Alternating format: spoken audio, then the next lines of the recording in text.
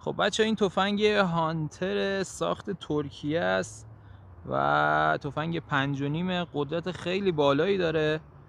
مدل هانتر 301 مود 1120 نوشته و بدنه تره چوب داره و کیفیت فوق العاده ای داره.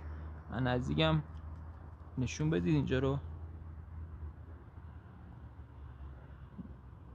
نشونه حالا یا مثل رداد درست کردن و اینجا هم که قابل تنظیم، ساخت ترکیه اینجا نوشته و اینجا هم که هانتر هک شده و این ور هم که مدلشو نوشته.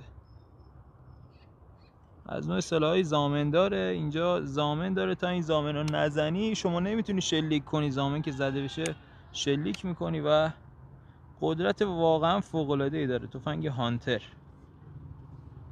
بچه‌ها سلام، به چنل من خوش اومدید. امروز قراره با تفنگ بادی بریم شکار و هرچی که بتونیم شکار کنیم.